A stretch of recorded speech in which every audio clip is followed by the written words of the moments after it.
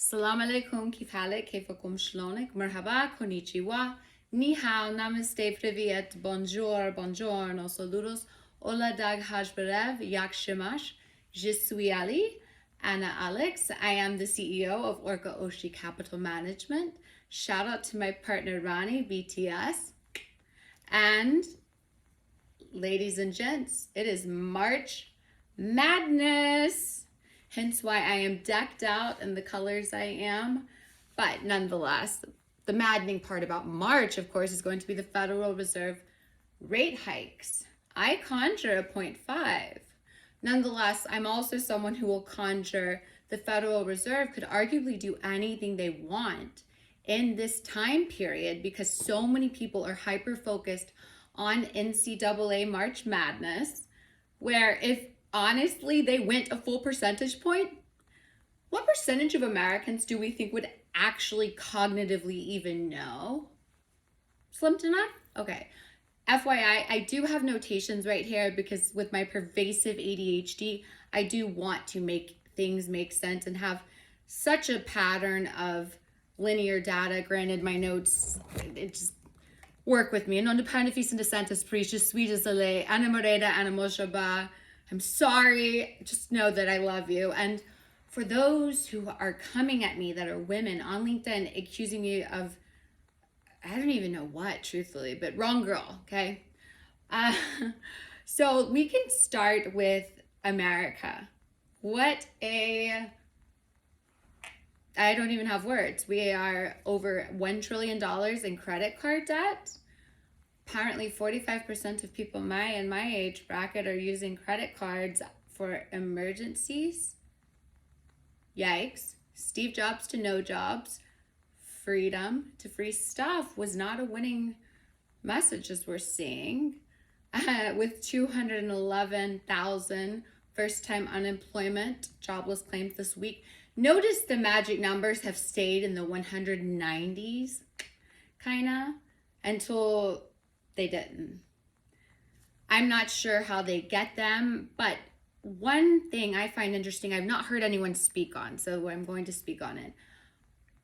People brag. People tell me, Alex, you're crazy to say this about banks, or if you don't hold it, you don't own it. Okay, awesome. Let me just give you a very compelling argument and drop in the C-section and what you think. The FDIC does insure money, correct? So 9 trillion of assets go into 125 billion. So FDIC 125 billion, insuring $9 trillion worth of assets. Bank bail-ins could potentially be real. Yikes. Let's go. Let's look at this. Because my notations, they're insane. I love finance. I can't help it. I get so excited talking about it, and I would probably be a terrible president because I would go right off the script. Because I want to talk about central bank digital currencies, exactly what I was speaking on this time last year. We have 5 currencies identifying as one: the yen, the euro, the pound, the dollar, and the yuan. And the digital yuan is making strides. And America, may I suggest this? I know many people watching this may work for a Fed bank. I am loving the energy of exploration. America keeps exploring central bank digital currencies. Let's do something. And I'm going to say this so gently and so earnestly from the bottom of my heart with no ill intent. So please hear me out. The best people in tech, whether it be application, program, interface, GPU, whatever it is. I love the San Fran Fed's energy. I love the energy of wanting exploration. You all take the degrees and the years of experience off your website, because the most talented coders in the world, you'd be better recruiting off of GitHub, Postman, and looking at an actual skill set. Can someone keystroke log, for example, white-hatted hacking, of course? Can someone do a pull request? And so I just want to say, if you're going to get into blockchain technology, perhaps look for skill sets over degrees, because I'm not even sure they teach blockchain technology in college. And if so, let me know so I can apply to become a professor. Moving on. Speaking of central bank digital currencies, we have Project Icebreaker, which is the central banks of Israel, Norway, and Sweden, again, exploring central bank digital currencies. That project was completed, so we can add that to all of the other projects I've spoken about from the Middle East to the Enbridge project, etc. Just add one more to that one, and we can talk about BRICS, which is Brazil, Russia, India, China, South Africa, and how their population of those members are about 40% of planet Earth. And let's see, I wrote 25% of GDP and 20% of world trade.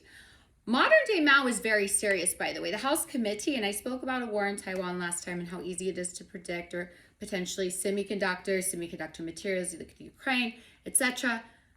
I can't pronounce, I don't know if it's Chi or Z, I can't. So let's just go with modern day Mao, okay? Modern day Mao seems to be very serious about Taiwan and taking over. And I think we need to be aware of this much more than we are, because we have the de-dollarization project. Was just read, people read, Russia, China, de-dollarization. It's nothing new. It's just, we need to act on it, because I want to say Brenton Wood, and I probably just jacked up the vernacular. Don't come at me with semantics, okay? I apologize. She's sweet as the lait. Avec mon curatin. So, don't come for me. Nonetheless, BRICS is challenging it, and I keep seeing them talk about their alternative currency. And guess what? I believe them. I totally believe them. I will take them face value if they say where they want to invade someone or do something and whatnot. An independent fils and descent esprit, oh mon Dieu. Let's keep going. Iraq. Oh, there we go. This was a fun one. Iraq allowed the dollar for the first time to just drop it. Just drop the dollar. Isn't that why we went to war? Because it's not working out well. Oh, how's that working out for us, America? Because Iraq, and I find it interesting too, because keep in mind, they wanted to join the Abraham Accords as well, which Anamak Arabia, but Mana Asalam Al Kil. I hope Adida buys NBA teams. Please, anybody from the Middle East. I want in on any project you're doing as an Israeli American making Aliyah. I can't wait, but just, I love you. It's just Anamak. Truthfully, but Iraq dropped the dollar for the first time to allow trade China and the yuan. So I guess the war had consequences we were not thinking about. I don't remember how old I was. I was really, really, really young. So back to America, we have 42 million on food stamps. Not much has changed. The credit card debt's changed. And as I told all of you last year, and I'll say it again, the Federal Reserve's not to blame. We have a 75% GDP consumption economy. Now, I keep asking people, every time I find the statistic, I can't find the other 25% GDP. Call me stupid, that's fine. I don't care. I've been called a lot worse, so I can take it. But nonetheless, non-sustainable at all. We're the biggest debtor nation, China's the biggest creditor nation, and we're already in what I call a recession, depression. But I guess if we just pretend that doesn't exist, then mind over matter, and we can use these nuanced terms such as downtrend. But it's been 15 years. I've talked about the housing crash a lot, and I hate to say a lot. Let me take that back and just add a metaphor to cover my misspeaking. A lot is a piece of land. I've covered it often, the housing crash crisis I predict. And speaking of which, the Federal Reserve has quantitative tightening, negative 130 mortgage-backed securities. Granted, the Americans are in charge of the credit for that, so fun. But back to the housing market, okay? You have rates above 7% now, and this could be argued to be normal in a healthy economy. Nonetheless, it's not, and we know where this is going. At least some of us do. And for those who don't, it's been 15 years. And what's crazy is I was blackout drunk during the first one, so I've had to do so much reading. I mean, voraciously every day in a book or two books, and then researching. I mean, I still just With the home sales have plunged 37%, foreclosures are up. I know Florida is in the top 12. Oh yeah, the Swiss National Bank had the largest loss in history of $141.54 billion. I do find that to matter. U.S. foreclosures rise 21 months, and I was right, Florida's 12. So, oh, by the way, for those who keep wondering who are trading in the markets, it reminds me a lot of people partying like it's 1929. Retail investors have dumped about 1.5 billion. So keep in mind, Warren Buffett, I believe, has about 130 billion sitting on the side with Berkshire Hathaway, just to give a perspective. And as someone who is a self-identified contrarian, I mean, I have been my whole life in every aspect of life. So here I am. Now, one thing I wanted to cover was Zambia, because Zambia defaulted on debt. And what I find interesting about Zambia defaulting on debt is they get bailouts from the International Monetary Fund, and the USA is acquiescing to China because of all these projects in Africa. And China and Russia have really substantiated themselves in Africa. But I found it interesting, Zambia was able to work a new deal with 42% of Zambia's roads to be restructured with Chinese contractors. And it is the main road to the South Africa's Soul Corridor to the Congo, the DRC. Remember, that's where cobalt and child slaves, and I don't even want to talk too much because I'm very much an empath to that. And it breaks my heart that for lithium-ion battery, we don't, for cobalt, which powers lithium-ion battery, we don't mine for cobalt in the United States. That is, if I were president, day one, executive order, mandatory mining, because using child slaves to power smartphones essentially is what we're doing. And you look at China, they got the four biggest banks, the largest military, unexperienced, might we add, nonetheless. They've got lithium, cobalt minerals all over the world. Afghanistan, I'm sure they're taking advantage of. And, oh, okay, I guess I'm going to end with Russia turning to China to de-dollarize. Okay, well, the de-dollarization project started in 2014. I spoke about it last year. I could talk about Russia's currency tumbling 20%, okay? The notion that sanctions are a good idea to any of you, let me just speak to you all heart to heart. So I love Oreos, right? Let's talk about Oreos and Nestle and Venezuela and why I'm so against sanctions. And I'll give you a perfect example. So Nestle, to be able to start doing business in Venezuela and making Oreos, first off, I still love good Oreos and milk. I do. I love Oreos. They're part of my childhood. Double stuffed Oreos, taking them out, eating the cream, really angering anybody who had to share a pack of Oreos with myself. I love Oreos.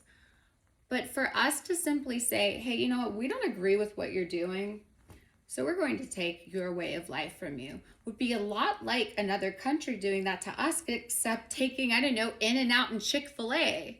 I'd argue Americans would be in the streets protesting. So before we speak about Venezuela, also, I have to give the dictator who loves to dance salsa in Miami lots of respect, because the UK has 1 million plus of his gold. Granted, he is sitting on a gold mine quite literally, but Nicolas Maduro is patient. He's using the judiciary system, even though the civil court in the UK said, we just don't like your policies, bro, so you don't get your precious metals. I don't like the ideology of that. So I understand why people are getting away from the dollar and from the American allies. Granted, shout out to Europe. I did see the MTM and the other stablecoin concepts you all are having in relation to tech. So this has gone on too long. And habak je t'aime, te amo, bisu besu bachi. And remember, if you are watching pornography, use a VPN on your phone because of keystroke logging. And if you all are worried about a Chinese spy balloon, if you even have the app TikTok, your argument is null and void. Alex out.